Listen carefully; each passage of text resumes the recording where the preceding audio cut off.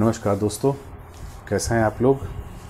आज हम लोग इकोनॉमिक जो इंडियन इकोनॉमी सीरीज़ है उसकी लेक्चर नंबर 17 पर हैं और इसके पहले आप लोगों ने जान लिया है इकोनॉमिक पॉलिसी के अंतर्गत तमाम प्रकार की जो इंडस्ट्रियल पॉलिसीज़ थी, इकोनॉमिक रिफॉर्म में एलपीजी रिफॉर्म वगैरह। इसी क्रम में हमने आपको सिक इंडस्ट्रीज़ के बारे में बताते हुए रेफरेंस में एक चीज़ उठाई थी कि अब हम लोग आगे और बात करें उसके पहले ये अच्छी तरह से समझ लें कि वास्तव में जो उद्योग धंधे लगते हैं इनका लीगल स्टेटस किस तरह का होता है ना, कानूनी आकार प्रकार या संरचना कैसी होती है, इसको थोड़ा सा समझना होगा। ये इकोनॉमी और लॉ से एक जुड़ा हुआ पार्ट है ना, तो इसलिए इसको थोड़ा ध्यान से समझिएगा। थोड़ा सा टेक्निकल है लेकिन बहुत ज़रूरी है जानने के लिए, क्योंकि इस तरह के जो शब्द हैं वो अक्सर आपको परेशान करते हैं कि प्राइवेट लिमिटेड कंपनियां क्या होती हैं ना, लिमिटेड कंपनियां क्या होती हैं, लिमिटेड लाइबिलिटी पार्टनरशिप क्या होती है ना, इस तरह की बहुत सी। एक तो अभी शुरू हुई ना, वन पर्सन कंपनी क्या होती है, वन पर्सन कंपनी है ना। कहा तो ये जाता है ना कि कंपनी जो है वो एक से ज़्यादा लोगों की होती है, लेकिन वन पर्सन कंपनी तो तमाम चीज़ें हैं, जो टर्म्स हैं इनको आप समझाने की कोशिश करेंगे। लेकिन सबसे पहले ये ध्यान रखना है कि जैसे एक मिश्रित अर्थव्यवस्था हमारे यहाँ है ना, तो उसके पॉइंट ऑफ व्यू से हमारे इकोनॉमी में दोनों तरह के जो क्षेत्र हैं, यानी पब्लिक सेक्टर और प्राइवेट सेक्टर है ना, दोनों की ही योगदान है, दोनों की ही भूमिका है। तो दोनों में किस प्रकार की कंपनियां होती हैं ये समझने की कोशिश करते हैं। तो आइए शुरू करते हैं। सबसे पहले पब्लिक सेक्टर को लें तो पब्लिक सेक्टर को हम कहते हैं पब्लिक सेक्टर यूनिट्स, तो सामान्यतः इसको पीएसयू कहा जाता है ना। पब्लिक सेक्टर जो इंटरप्राइजेज हैं, पब्लिक सेक्टर जो सार्वजनिक क्षेत्र के उद्यम हैं, तो जो सार्वजनिक क्षेत्र के उद्यम हैं इनको हम 3 हिस्सों में बांट सकते हैं, ठीक है। एक तो विभागीय होते हैं, डिपार्टमेंटल होते हैं ना, जैसे रेल विभाग, डाक विभाग, इससे संबंधित जो तमाम प्रकार की गतिविधियां होती हैं, आर्थिक गतिविधियां होती हैं, ये सब डिपार्टमेंटल जो उद्यम हैं, सार्वजनिक उद्यम हैं, इनको कहा जाता है। जैसे माना जाता है कि सार्वजनिक क्षेत्र के उद्यमों में सबसे बड़ा हमारा क्या है, इंडियन रेलवेज है ना। तो डाक विभाग हो गया, रेल विभाग हो गया, इस प्रकार के डिपार्टमेंटल उद्यम हर केंद्र सरकार और राज्य सरकार के संदर्भ में भी होते हैं। दूसरा जो होता है वो होता है कॉरपोरेशन, जिसके लिए हम शब्द यूज करते हैं निगम है ना, जैसे परिवहन निगम, जल निगम ना, इसी तरह से निर्माण निगम, तरह तरह के आप शब्द सुनते होते हैं। निगम के बारे में हमेशा आपको ध्यान रखना होगा कि निगम की स्थापना या इसका जो संगठन होता है ये हमेशा अगर केंद्र सरकार के संदर्भ में है तो संसद द्वारा, और राज्य सरकार के संदर्भ में है तो संबंधित राज्य की जो विधानसभा है ना, उससे विशेष जो अधिनियम होते हैं उसके द्वारा पारित जो विशेष प्रकार का एक एक्ट होता है, उस एक्ट के तहत इनकी स्थापना की जाती है। इसलिए ये ध्यान रखना है कि हर निगम से संबंधित है ना एक विशेष कानूनी दर्जा होता है जो उसे उसकी विधायिका के द्वारा प्राप्त होता है, ठीक है। तो इसका मतलब हुआ कि कॉर्पोरेशन में जो उसके सदस्य होते हैं उन सदस्यों से अलग भी उसके पास तमाम प्रकार के जो अधिकार, यानी इस संस्था को, एक जो लेजिटिमेट इंस्टीट्यूशन है, उस निकाय को, उस बॉडी को ही विशेष प्रकार के दायित्व और विशेष प्रकार के अधिकार प्राप्त होते हैं, ठीक है। तो ये कॉर्पोरेशन है ना। इसके बाद बाकी जितने उद्यम होते हैं वो सब कंपनी एक्ट के अंतर्गत है ना, जो भारत में पहले से प्रचलित था, 1956 का कंपनी एक्ट, जिसके आधार पर बाकी जो निजी क्षेत्र के उद्यम हैं इनका भी गठन होता है, वो कंपनी एक्ट के अंतर्गत गठित किए जाते हैं। तो कुल मिलाकर के पीएसयू 3 प्रकार की हुई, डिपार्टमेंटल, दूसरा जो कॉरपोरेशन है, निगम है, यानी जो जिनको विशेष लीगल स्टेटस उनकी विधायिका के द्वारा दिया जाता है, और एक जो एक सामान्य कंपनी अधिनियम है, उस कंपनी अधिनियम के अंतर्गत गठित की जाने वाली इकाइयां। अब यहां पर यह ध्यान रखना है कि जो ये कंपनी एक्ट हमने आपको बताया, ये कंपनी एक्ट के अंतर्गत ही सरकारी जो उद्यम हैं, इनके अलावा जो निजी उद्यम हैं, ये भी स्थापित किए जाते हैं। अब यहां पे ध्यान रखना है कि कंपनी एक्ट पहले हमारे यहाँ जो प्रचलन में था वो 1956 का था, ठीक है। उसको 2013 में 2013 में फिर से एक बार पुनर्गठित किया गया है, फिर से उसको संशोधित करके उसको लेटेस्ट बनाया गया, उसको आज के हिसाब से प्रासंगिक बनाया गया। इस कंपनी के अंतर्गत नॉर्मली आप सुनते रहते होंगे कि कोई कंपनी अगर स्थापित की गई है तो वो प्रोप्राइटरशिप में है, पार्टनरशिप में है। ये दो चीज़ें तो बहुत सरलता से ध्यान में रहती हैं आपको कि प्रोप्राइटरशिप का मतलब हुआ कि जहां पर कोई व्यक्ति अकेले किसी कंपनी का मालिक है तो उसको हम कहते हैं कि उस कंपनी का वो प्रोप्राइटर है ना। और अगर वहां पर एक से ज़्यादा लोग हैं, यानी 2 लोग हैं, 2 हैं, 3 हैं, 4 हैं, तो हम सामान्यतः समझ लेते हैं कि वो पार्टनरशिप में है, साझेदारी में है, भागीदारी कंपनी है। ठीक है, तो यहां पर हम आपको स्पष्ट बता दें कि जो पार्टनरशिप से संबंधित आपके दिमाग में चीजें हैं, इसी के अंतर्गत कुछ और नई चीजें आई हैं जिसको लिमिटेड लायबिलिटी पार्टनरशिप कहा जाता है।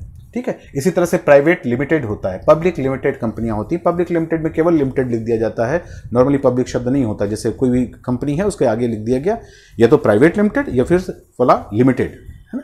तो कोई हिंदुस्तान लीवर लिमिटेड, है ना, तो इस तरह से लिमिटेड कंपनी भी बोला जाता है।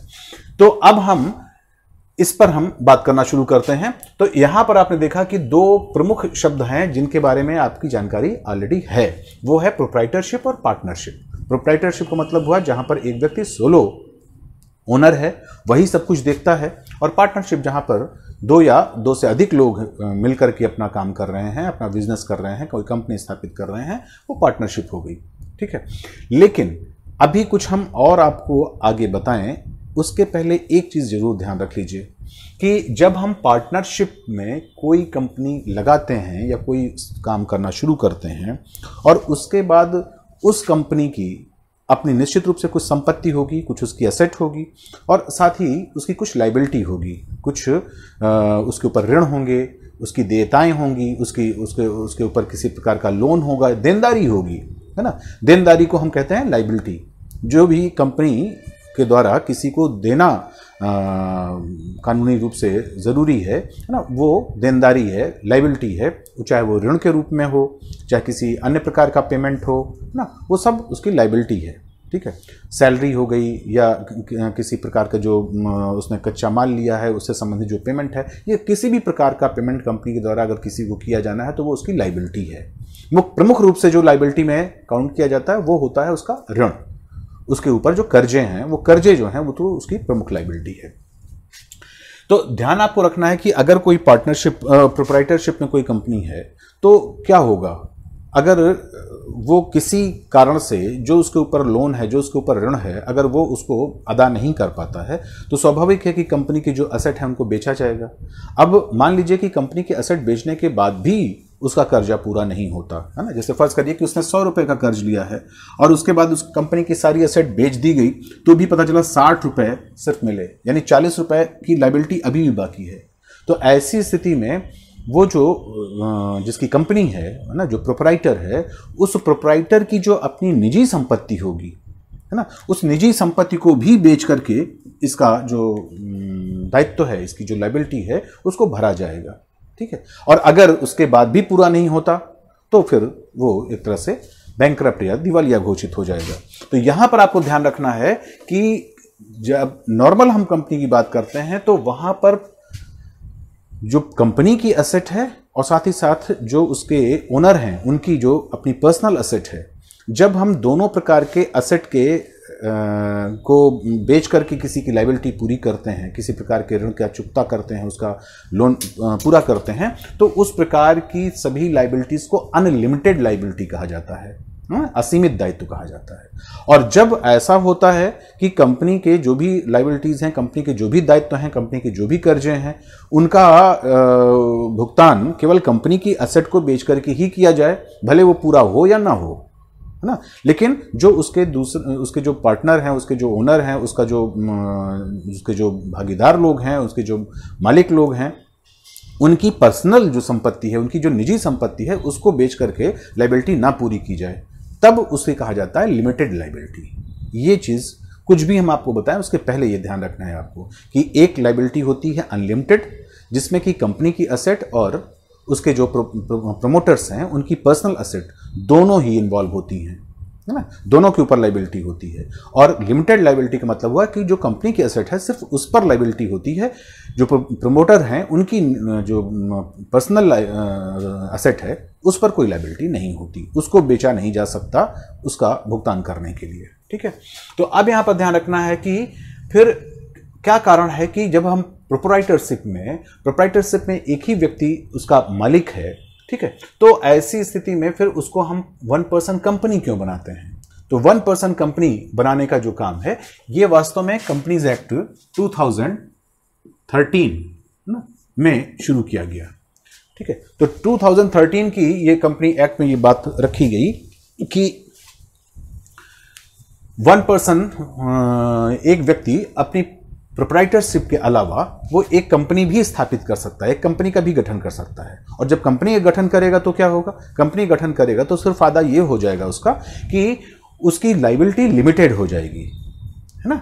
जबकि प्रोप्राइटरशिप में लाइबिलिटी कैसी है? अनलिमिटेड है, यानी उसकी निजी संपत्ति भी बेची जा सकती है उसकी लाइबिलिटी को पूरा करने, कंपनी की लाइबिलिटी को पूरा करने के लिए। लेकिन वन पर्सन अगर कंपनी है तो उसकी निजी संपत्ति नहीं बेची जा सकती, ये चीज ध्यान रखना है। इसीलिए प्रोप्राइटरशिप के साथ साथ वन पर्सन कंपनी का जो प्रावधान है वो 2013 के एक्ट में लाया गया। अब हम बात करते हैं इधर पार्टनरशिप, है ना, या limited liability partnership, private limited और पब्लिक लिमिटेड की। यहां पर ध्यान रखना है कि आप यहां पे देखें ध्यान से, तो पार्टनरशिप हो या लिमिटेड लाइबिलिटी पार्टनरशिप यानी LLP हो या प्राइवेट लिमिटेड कंपनी हो, तीनों में आपने देखा है कि जो मिनिमम मेंबर हो सकते हैं वो क्या है? 2, है ना। तो इन तीनों ही कंपनियों के लिए 2 या 2 से अधिक मेंबर चाहिए, ठीक है।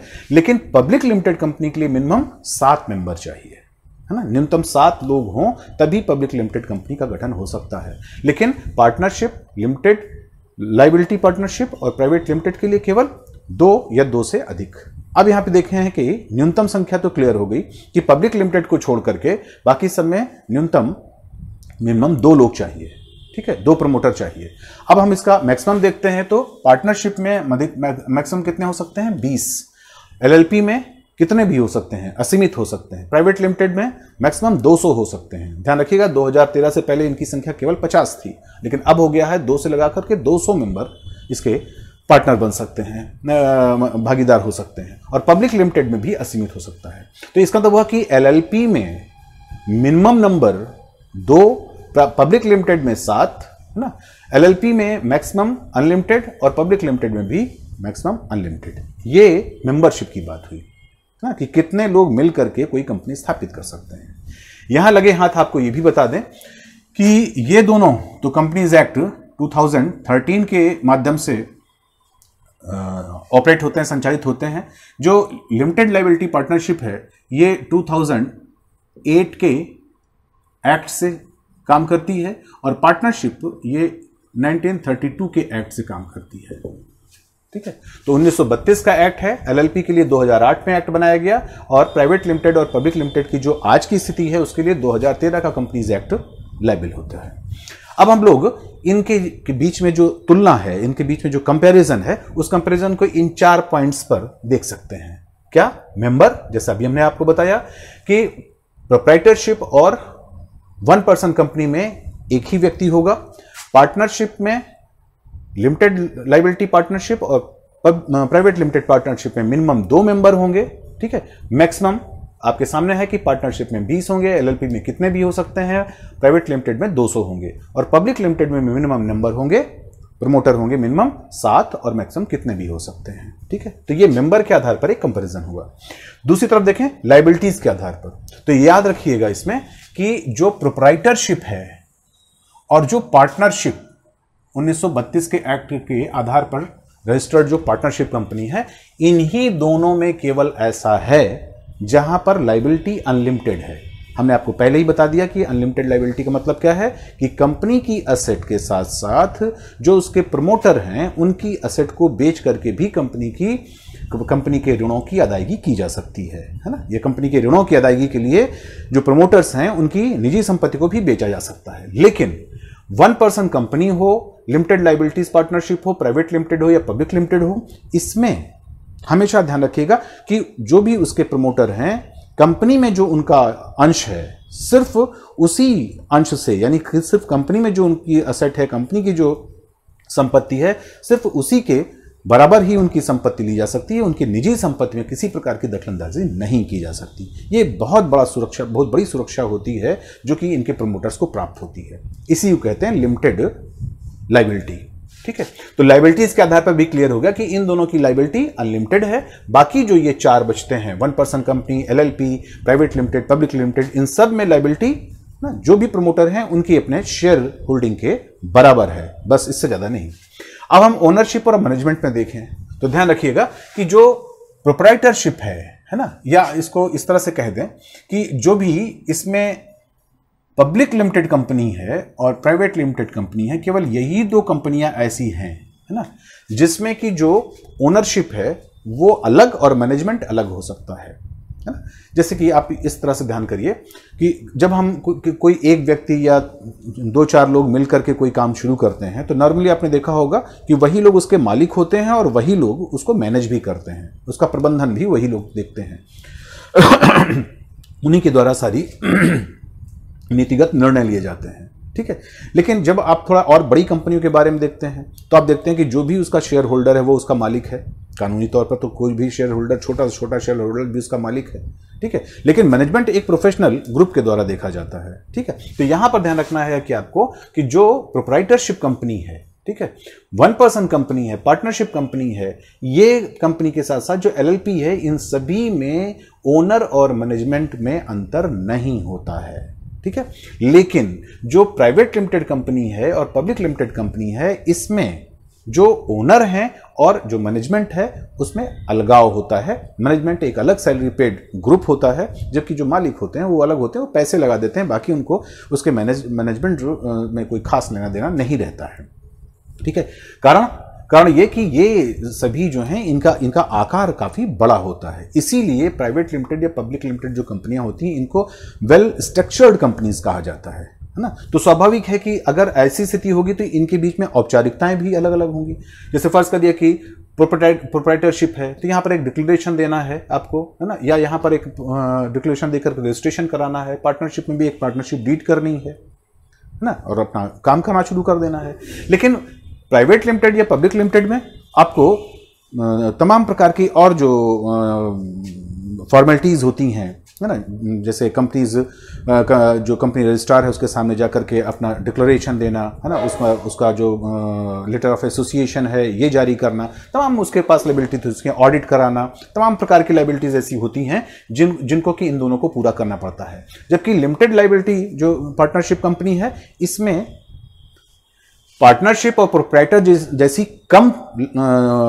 बहुत ही कम फॉर्मेलिटी तो नहीं होती, लेकिन पब्लिक लिमिटेड या प्राइवेट लिमिटेड जैसी ज्यादा फॉर्मेलिटी भी नहीं होती। लिमिटेड में लिमिटेड फॉर्मेलिटीज होती हैं, एक ठीक सी फॉर्मेलिटी होती है जिसमें कि लेटर ऑफ एसोसिएशन वगैरह जारी करके और एक लिमिट रख दी जाती है कि भाई अगर आपने इतना टर्नओवर कर लिया या इतने का आपका व्यापार है या उद्योग लगा हुआ है तो इसके ऊपर की स्थिति में ही सिर्फ आपको ऑडिट कराने की जरूरत है, अन्यथा की स्थिति में नहीं। जबकि इन सब के लिए सारी चीजें कंपलसरी होती हैं। तो कह सकते हैं कि पब्लिक लिमिटेड और प्राइवेट लिमिटेड में औपचारिकताएं बहुत होती हैं, कागजी कार्रवाई बहुत होती है, तो इसीलिए उसमें समय भी बहुत लगता है उनके किसी भी काम को करने में। लेकिन उसमें बहुत से लोगों का हित जुड़ा होता है, बहुत से लोगों का सरोकार जुड़ा होता है, तो इसलिए उसमें पारदर्शिता ज़्यादा ज़रूरी होती है और यही कारण होता है कि उसमें इस तरह की फॉर्मेलिटीज़ पूरी की जाती हैं। अब हम अंतिम पॉइंट पर आते हैं और वो है कि स्टॉक मार्केट स्टेटस क्या होता है ना इन सभी के संदर्भ में। तो यहां पर आपको ध्यान रखना है कि स्टॉक मार्केट के संदर्भ में सिर्फ यही दो ऐसी कंपनियां हैं, है ना, जिनका कुछ स्टेटस बनता है। वो क्या? जैसे कि प्राइवेट कंपनी, जो प्राइवेट लिमिटेड कंपनी है, ये अपने को स्टॉक मार्केट में, स्टॉक एक्सचेंज में लिस्ट करा सकती है, ठीक है, लेकिन इसके जो शेयर हैं वो जनता के बीच में नहीं बेचे जाते हैं, है ना, और ना ही वो किसी प्रकार के ट्रांसफरेबल होते हैं, हस्तांतरणीय भी नहीं होते हैं। लेकिन पब्लिक लिमिटेड में क्या होता है, यहां पर शेयर, यहां पर लिस्ट होने के साथ साथ यहां पर शेयर जनता को बेचे जाते हैं, जनता से खरीदे बेचे, जो आम शेयर हम देखते हैं खरीद बेच होती है, डिवेंचर्स खरीदे बेचे जाते हैं, उस तरह से इसमें आम जनता खरीद बिक्री होती है। और साथ ही साथ जो पब्लिक लिमिटेड कंपनी होती है, इसको कंपनी रजिस्ट्रार सामने अपने शेयरों को बेचने के लिए एक प्रोस्पेक्टस यानी उसका संपूर्ण विवरण, है ना, कि कौन उसका सीए होगा, उसमें इस कंपनी को लेकर के क्या जोखिम है, इसके भविष्य की संभावनाएं क्या हैं, इन सारी बातों को लेकर के उसका पूरा का पूरा एक डिटेल विवरण जो है उसको प्रोस्पेक्टस कहते हैं। वो प्रोस्पेक्टस पब्लिक लिमिटेड कंपनी को जारी करना पड़ता है, लेकिन प्राइवेट लिमिटेड कंपनी को इस प्रकार का कोई प्रोस्पेक्टस जारी नहीं करना पड़ता है। ठीक है, तो इसके शेयर सिर्फ इसके जो प्रोमोटर्स हैं इन्हीं के बीच में रहेगा, जबकि इसके जो शेयर हैं ये जनता के बीच में होंगे, इसलिए ट्रांसफरेबल होंगे। ये प्रोस्पेक्टस के आधार पर जारी किए जाएंगे, ये बिना प्रोस्पेक्टस के आधार पर सिर्फ इनके प्रोमोटर्स के लिए होंगे, इसके अलावा ये कहीं और बाहर नहीं जाएंगे। तो ये ध्यान रखना है आपको कि पब्लिक लिमिटेड कंपनी वो कंपनियां एक तरह से होती हैं जिनके शेयर हम बाहर खरीदते बेचते हैं, ठीक है ना, और वो बाकायदा कंपनी रजिस्ट्रार के सामने प्रोस्पेक्टस के माध्यम से जारी किए जाते हैं। ठीक है, लेकिन पब्लिक लिमिटेड कंपनी जो है वो सिर्फ अपने ही शेयर होल्डर्स तक, अपने जो उनके मेन प्रमोटर्स हैं वहीं तक सीमित रहेगी। लेकिन जो लिमिटेड लायबिलिटी पार्टनरशिप कंपनी है या इधर की कंपनियां हैं, ये सारी कंपनियां अपने को लिस्ट भी नहीं करा सकती हैं। ठीक है, तो इनकी लिस्टिंग भी नहीं होती है स्टॉक मार्केट में। इसकी लिस्टिंग तो होती है लेकिन इसके शेयर आम जनता को नहीं बेचे जाते। इसकी लिस्टिंग भी होती है, आम जनता को शेयर भी खरीदे बेचे जाते हैं, और सबसे महत्वपूर्ण बात यह है कि ये इसके सारे शेयर जो खरीदे बेचे जाते हैं वो ट्रांसफरेबल होते हैं और प्रोस्पेक्टस के आधार पर जारी किए जाते हैं। ठीक है, लेकिन प्राइवेट लिमिटेड कंपनी में कोई प्रोस्पेक्टस जारी नहीं होता है। तो उम्मीद है कि आपको सारी कंपनियों के बारे में, चाहे वो पब्लिक सेक्टर की हो चाहे प्राइवेट सेक्टर की हो, सारी कंपनियों के बारे में आपको जानकारी मिल गई है। अगर इसके बाद भी कहीं कंफ्यूजन होता है तो आप जरूर हमको बताएं, कमेंट करें और इसका पूरा लाभ उठाएं। देखते रहिए आप, आगे हम इसी तरह से कंपनी के और संदर्भों को लेकर के बताएंगे आपको। Thank you.